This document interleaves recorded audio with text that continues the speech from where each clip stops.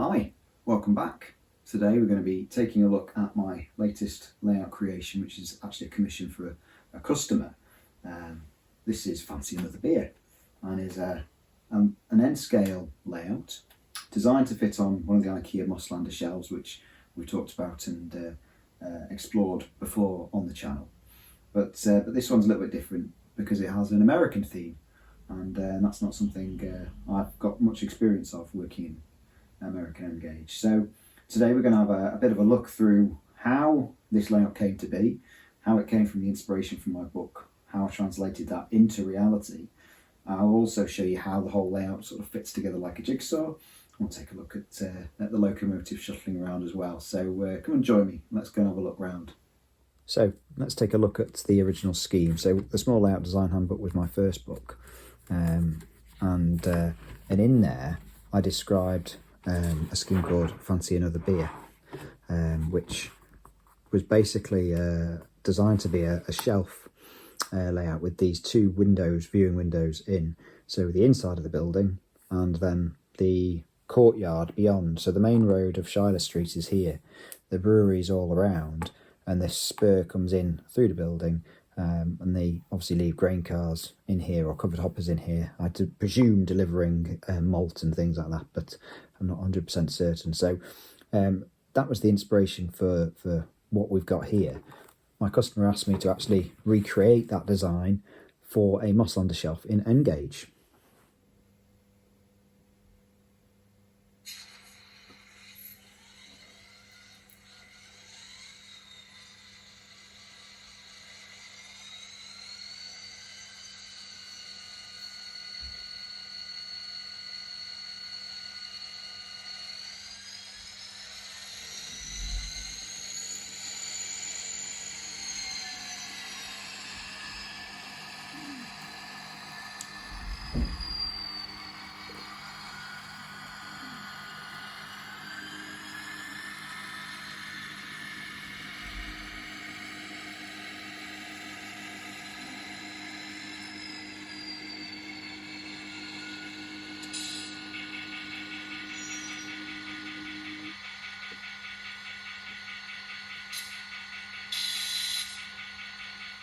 So one of the most exciting things about the prototype is where the siding goes through it goes through the brewery, and I'm guessing the brewery was extended at some point over the track rather than actually putting the track through the building. And it was being able to recreate this in miniature which drove the original scheme. So here, this is a photo, was actually a screen capture of a photo on Flickr. But there's also the Railroading Ramblers videos on YouTube, which are superb. I think this might well be a screen capture from one of his videos, which actually shows the locomotive within the building. So whereas the prototype track here is curved on a quite tight curve, obviously on the Mosslander shelf we've straightened things out into one whole scene, but you can see some of the elements here that I'll talk about once we get down here in a second. One thing I really like, and it's come out really well, is the way that even though I'm in a lit room here, so we've got daylight and room lighting on in the room, we can still see the distinctive difference between outside and inside on the model. So we've got a bright, sort of cooler light in the outside world shining in through that open doorway into the interior of the building, which is more of a yellow sort of artificial light. I really like how that's come out. It was important to have that contrast, but I wasn't sure how successful it was going to be until we did, my customer and I did a bit of a mock-up, and things looked really, really promising, so pushed ahead, and as I say, the results speak for themselves here.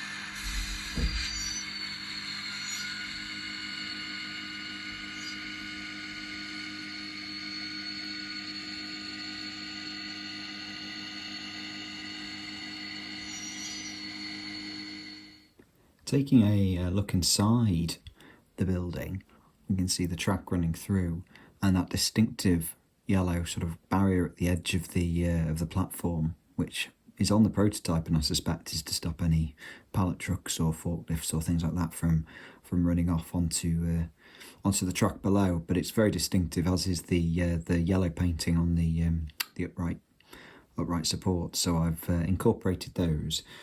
The rest is somewhat of a work of fiction because I've not got any photos that really show the layout inside. So I've included roof beams and some LED, the same LED tape actually that I use for the layout lighting, just stuck to the ceiling, and some of the pipework runs and things as well. So it gives a flavour of an industrial sort of building inside without being a sort of slave to the prototype. But hopefully, when you stand back, or even if you get in close and you look at it, you feel like you're there. And especially if you have had a good look at that Railroad Ramblers video, you really get the feeling of being inside the brewery building here.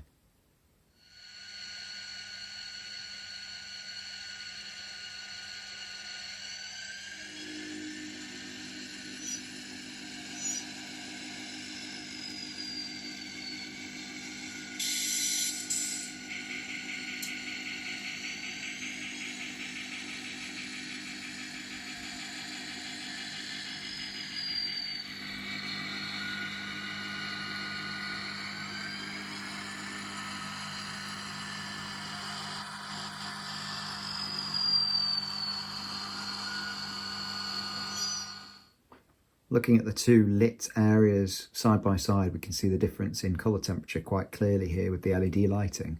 That grey that forms the road surface is the same colour on both sides. So inside, we've got the lighting just under the lid, if you like, just under the floor, just up here.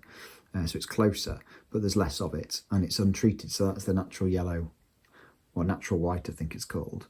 And in the open on this side, I've got the LED strips at the top, but I've actually coloured every other one with the clear Tamiya blue. I can't remember the number off the top of my head, but I have used it before. If you watch the video on Trithathran, another layout, you can see the effect of that and how I've used it. But what it's done here is it's given us that contrast between outside and inside. So we've got that cooler, perhaps more natural light. I think it's probably a more neutral temperature. It feels to me like the artificial light's about right. So, and the amount of light from each is about right too. It's a lot brighter outside than it is inside. So two aspects of what make, I think, this a very successful experiment and a really enjoyable scene to come and look at when it's up on the shelf. This end of the open end of the layout is the more modern building, which I suspect was built as an extension from the original brewery buildings over the railway, hence why the railway goes through it. They ran out of space and they needed some space, so let's build on top of the railway. And as such, it's a bit plainer. It's got slightly more modern looking windows, and I've added some pipework from the Walthers pipeline gantry kit, cut and modified a little bit to fit the space, but it gives the impression of that industrial brewery feeling without being quite accurate. But I think it does remind me of the photos I've seen and the Google Earth imagery as well of the area. Interesting, this sort of bit that joins the two structures together has a canopy over it, so we can't see quite what's going on underneath. So we've got a really nice light and dark, the interplay between shadow and light source here going on, which again I think I'm really pleased with. It worked really well. And those yellow pillars, just that touch of colour in an otherwise fairly bland and austere sort of colour temperature. At the other end, I've used actually it's a Walthers kit. It's not accurate, it's not based on the prototype per se, but it has the feel of that same sort of time period, which I guess would have been perhaps 50s or 60s. And we've got the sort of raised platform with the roller shutter doors at the bottom. I've put in a canopy which wasn't included in the kit, and I have modified the kit in places in terms of how I've attached bits together to get the feel that you've got here. I think it works really nicely. So let's take a look at putting this together. So we'll start off with the building interior, and that slots in up against the left hand side. Now there's some wires in the side there track power and a feed for the lighting element, so it's a little bit tricky to get that pushed all the way in. Here you can see the roof, or the inside, I suppose the ceiling, if you like, of the warehouse, and you can see the LED strips there with a plug on. That gets slid in, and that's got it rests on a piece of plastic card that's glued to the inside of the front of the layout, and then there's an angle bracket that actually sort of holds it on top of the back wall of the inside scene. So once that's sort of in place and we've tucked the wires in, we actually then need to plug it in itself. So here I am pushing the two plugs together, plug and socket, sorry. Again, just making sure that the wires are sort of tucked into the various holes, or there's little notches cut in that. And then the front of the building is attached to the centre section of the layout, so that tucks in at the front and then pushes in at the back, so it clips in. So all of this is designed to be quite a tight push fit as it goes together, a bit like a jigsaw. You see me pushing it down there into place. So this also means there's no visible gaps along the bottom of buildings because they're tucked in around the back. So this is the roof. It's just a piece of foam board. This tucks in. I keep saying tucks in. this slots in on top of the more modern brewery building, resting on the support at the back and a support at the front. And the connection for the lid lighting comes through a slot on the side. Now this is a Walthers. A Walthers warehouse I've just used as a flat. I've sort of knocked up out of various bits of the kit to sort of represent the prototype that fits in against the right, and that then holds the other two pieces in place. And then just to make sure everything's tight, this single thickness just tucks down the end and wedges it all in really nicely. So it's all designed to be taken apart if needs be, to get access to that lighting wiring, but it's also allowed me to build it up in different sections, in different modules, if you like, for painting and decorating. It would be difficult to do all this in situ. And here's the lid, so you can see there the LEDs, and every other LED has been painted with the Tamiya clear blue. So that rests in place, and you can see I'm just here fiddling with the white socket, plug or socket, I think it's the plug, and the sockets on the lid itself, just to make sure they're orientated the right way. I don't want to overly twist this. And normally, obviously, once this is installed, you're not messing with this on a routine basis, but it does allow you to get access should you need to. And then that slots on the top there, and there's a section of plastic down the back, an L section which tucks along the back of the back scene, and then you've got the pelmet at the front.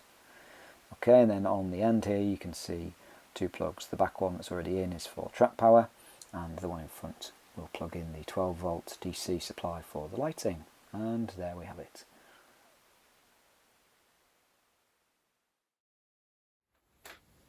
So, thanks for watching. I hope that was of interest, and if there's anything in the video that you see I didn't explain that you'd like to know a little bit more about, then by all means leave me a comment. I'll do my best to expand on that. I've really enjoyed this one. It's not often I'm asked to recreate one of my own schemes for someone else, and so the ability to do that and to bring this to life has been a really nice gift, and I've really enjoyed it. And I've got a bit of a thing about these Suzuki Susquehanna Jeep 40s. Regular readers of the blog will know I did have one in HO last year, and so to have my hands on another one, albeit N scale, has been a real nice tonic for these last few months. So as I say, hope you've enjoyed the video. I'm off to have a beer myself now, although it's only alcohol free. Until next time, I'll see you all again soon.